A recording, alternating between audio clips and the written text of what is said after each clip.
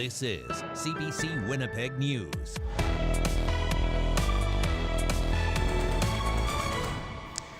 Good evening. Thank you for joining us tonight. A city study says Winnipeg can use technology to speed up fire and ambulance response times. The average emergency trip could be almost a minute shorter if the city upgrades traffic signals. But as CBC's Bartley Kivas reports, Winnipeg isn't ready to commit to the idea, at least not yet.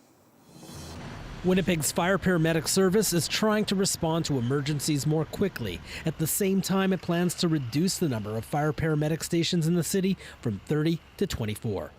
A big piece of this plan is something called emergency vehicle preemption, using traffic signals to give fire trucks and ambulances priority over other vehicles. This looks like a really practical solution to improving safety during our emergency responses, not to mention potential positive patient outcomes. Right now, 24 out of Winnipeg's 681 traffic signals can be used to give emergency vehicles priority. A city commission study says if all of those are upgraded as part of an automated system, the average emergency trip will be 54 seconds shorter, fewer people will die from heart attacks, and more properties will be spared from destruction by fire. The catch is, this would cost the city $930,000 a year. That has politicians careful about committing to the project. Will the province come in and help out as well, because that's an ambulance service, that's, that will they help out? And then, do we have to not build so many fire stations around? So this is kind of critical. The city report says there would be savings, $25 million a year in lower healthcare costs and reduced insurance payments. The problem is the city doesn't reap those financial benefits. The fire paramedic service is working on a watertight case for the project.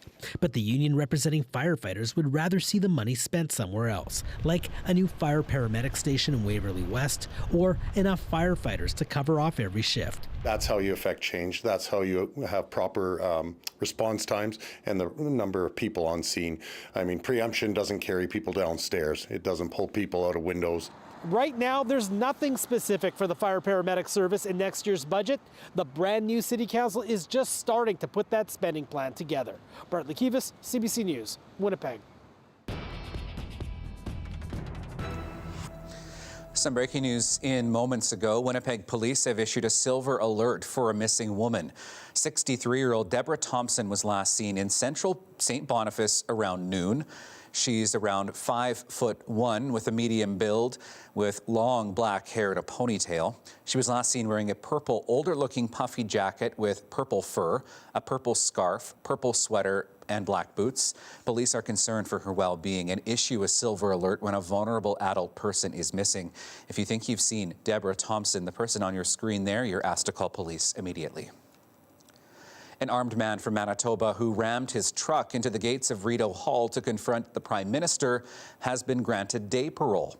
Corey Hurren served only 2 years of a 6-year sentence. The 48-year-old former Army reservist will live in a halfway house in an unnamed city. He'll be ordered to get a job, undergo counseling, and to take his prescribed medication. The PC candidate in the upcoming Kirkfield Park by-election is firing back at his political opponents. More questions were raised about Kevin Klein's work history today and his links to a pair of Florida therapeutical companies that were listed on his LinkedIn profile. It follows allegations that Klein has ties to disgraced fashion mogul Peter Nygard. Klein has said he worked for Nygard briefly and accuses the NDP and Liberals of a witch hunt. At the point where this ongoing barrage of false statements, lies, slander, in many ways all protected in the chamber, is impacting my family.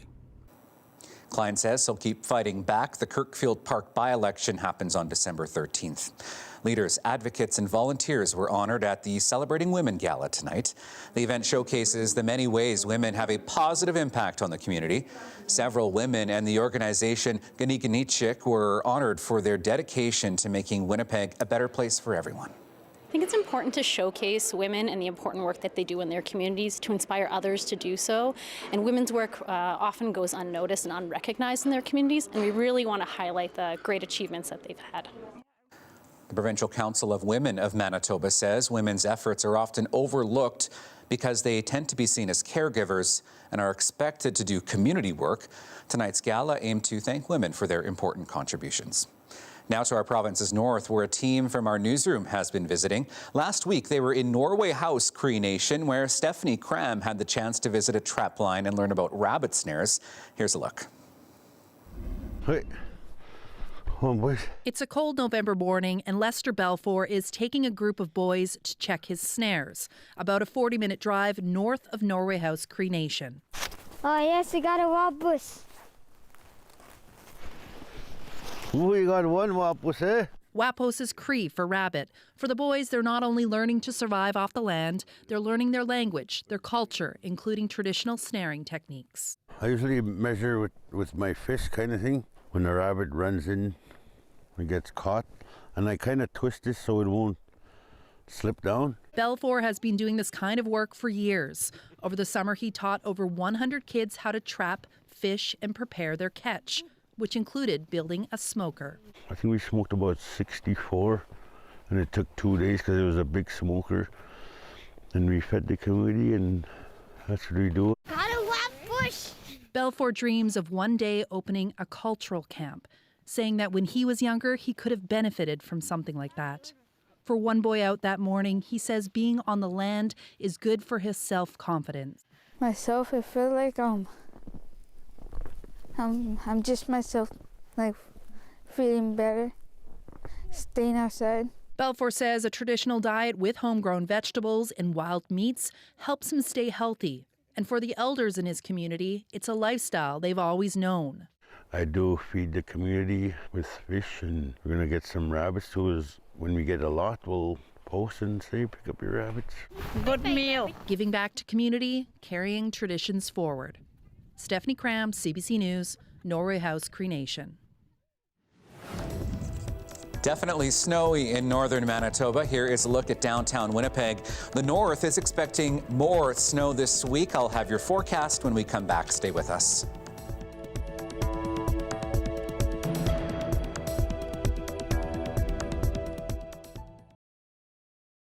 This weather update is brought to you by Capital Ford Lincoln. 22 model clear-out is on now. Welcome back. Well, we did see a mix of sun and cloud across the province today, and that will continue as we get into the early part of Wednesday. You can see, though, that we do have a risk of some freezing rain in parts of northern Manitoba over toward Flin Flon, the Pas, and Thompson, and more accumulating snow along the Hudson Bay coast. I'll talk amounts coming up, but the rest of Wednesday looking like a mix of sun and cloud. Thursday, much the same, a sun-cloud mix across much of the province. As for snowfall amounts over the next 24 hours across northern Manitoba, really in that 5-centimeter range along the Hudson Bay coast, less the further south you go in northern Manitoba and the further west you go. As for our temperatures, waking up tomorrow morning, we're expecting temperatures around that -5 mark, really across the province. A mild start to the day across parts of the north as well. Getting up to the freezing mark, and in some cases above. Dauphin and Swan River getting above the freezing mark tomorrow in Winnipeg. A high of -2 in the afternoon, expecting a high up to 0 in the afternoon tomorrow. Winds return on Wednesday with a high of 2 degrees, and then we start to see our temperatures dive toward more seasonal conditions for Sunday and Monday, and then our next significant weather maker coming Tuesday of next week.